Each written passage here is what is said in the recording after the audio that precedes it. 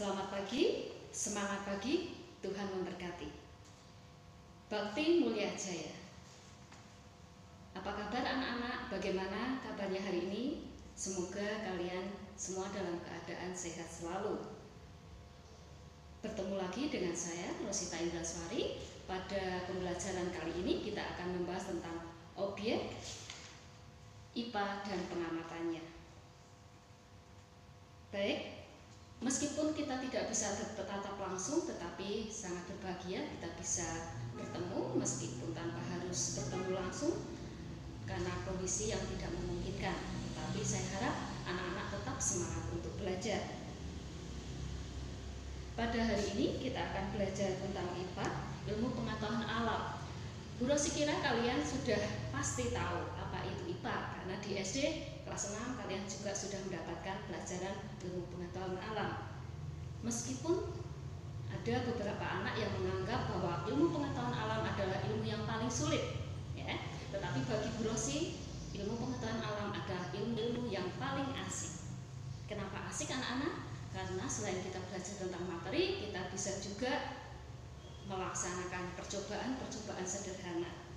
Baik, Bu Rosi harap nanti pada saat pelajaran IPA dapat membuat kalian merasa lebih nyaman, lebih tertarik. Kita bisa belajar dengan serius tetapi santai. Baik, kita akan belajar untuk IPA, yaitu yang pertama di dalam IPA adalah pengamatan. Mulai mempelajari dari benda-benda yang mati, makhluk hidup, alam sekitar, dan fenomena yang banyak lainnya. Baik, untuk IPA biasanya yang pertama kali itu paling banyak adalah tentang pengamatan atau observasi. Nah, pada kesempatan ini Bu Rosi ingin mengajak kalian untuk mencoba praktek gitu. Kalian siapkan alat yang dibutuhkan adalah gelas ukur atau beker gelas. Lalu yang kedua adalah kertas saring. Kalau kalian tidak punya, kalian bisa menggunakan tisu. Alat yang ketiga adalah penggaris dan yang terakhir adalah spidol. Caranya adalah kertas tisu kita beri garis sejauh 2 cm dari bawah. Lalu kita siapkan kertas tisu ini untuk dicelupkan ke dalam air dalam gelas. Menurut kalian, apa yang akan terjadi dengan garis yang ada di tisu ini? Baik, mari kita coba. Silakan diamati. Jangan sampai menyentuh airnya ke garis, jadi di bawah garis 1 cm. Oke, coba kalian perhatikan apa yang terjadi.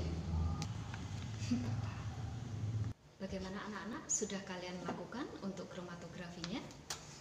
Kalau sudah, mari kita masuk ke materi. Yang pertama adalah keterampilan proses penyelidikan. Yang kedua, metode ilmiah dalam IPA. Yang ketiga, kegunaan mempelajari IPA. Yang keempat, objek-objek yang dipelajari dalam IPA.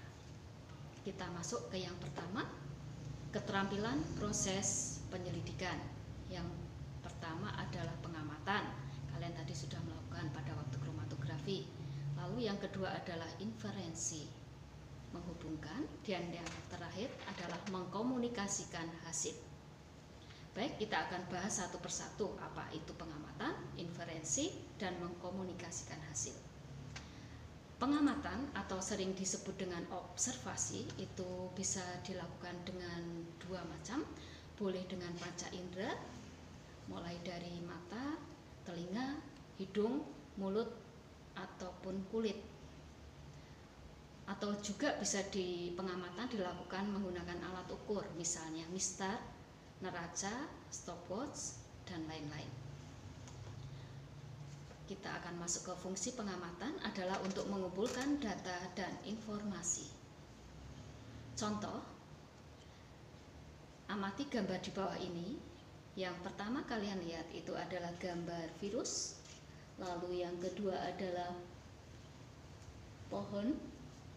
Dan yang ketiga adalah ekosistem laut. Kita lanjut ke inferensi. Inferensi adalah merumuskan penjelasan berdasarkan pengamatan. Tujuannya adalah menemukan pola-pola atau hubungan antar aspek yang diamati dan membuat perkiraan. Dan yang terakhir adalah mengkomunikasikan. Mengkomunikasikan bisa dilakukan secara lisan maupun tertulis dalam bentuk tabel, grafik, bagan, atau gambar yang sesuai. Kita lanjut. Yang kedua, dalam IPA ada metode ilmiah dalam penyelidikannya. Ada langkah-langkah, ada 8 langkah di situ. Yang pertama adalah merumuskan masalah. Yang kedua, mengumpulkan data dan keterangan. Yang ketiga, menyusun dugaan sementara atau sering disebut dengan hipotesis. Yang keempat, eksperimen untuk membuktikan hipotesis. Yang kelima, mengumpulkan data dari hasil penelitian. Yang keenam, mengolah dan menganalisis data. Yang ketujuh, membuat kesimpulan. Dan yang terakhir adalah mempublikasikan hasil. Kita lanjut ke yang ketiga, kegunaan mempelajari IPA. Ada beberapa macam kegunaan. Yang pertama adalah memahami berbagai hal di sekitar kita. Contohnya, mengapa matahari bersinar. Ya. Yang kedua, meningkatkan kualitas hidup. Contohnya, apakah bunga yang ditanam akan tumbuh. Yang ketiga, menyelesaikan masalah. Misalnya, bagaimana cara mendapatkan air bersih dari air kotor atau air keruh. Dan yang keempat adalah berpikir logis dan sistematis. Contohnya, jika datanya seperti ini, bagaimana kesimpulannya? Kita lanjut ke yang keempat adalah objek yang dipelajari dalam IPA. Objek yang dipelajari dalam IPA adalah seluruh benda di alam dengan segala interaksinya untuk dipelajari pola-pola keteraturannya. Objek dapat berukuran kecil atau renik, contohnya bakteri, virus, partikel-partikel penyusun atom. Atau objek juga bisa dapat berukuran sangat besar, contohnya lautan, matahari, bumi, jagat raya. Untuk pengetahuan alam digolongkan menjadi 4. Yang pertama, fisika, kedua, kimia, ketiga, biologi, dan yang keempat, ilmu bumi dan antariksa. Kita akan belajar untuk yang fisika. Untuk fisika itu aspeknya yang mendasar alam. Misal, belajar tentang energi, gaya, gerak, cahaya, panas, dan lain-lain, banyak sekali. Untuk yang kimia, biasanya mempelajari tentang penyelidikan tentang penyusun dan perubahan zat. Untuk cabang biologi, yang dipelajari adalah sistem kehidupan mulai dari renik sampai dengan lingkungan yang sangat luas. Dan yang terakhir adalah ilmu bumi dan antariksa, di mana mempelajari tentang asal mula bumi, perkembangan dan keadaan saat ini, bintang-bintang, planet-planet, dan benda langit.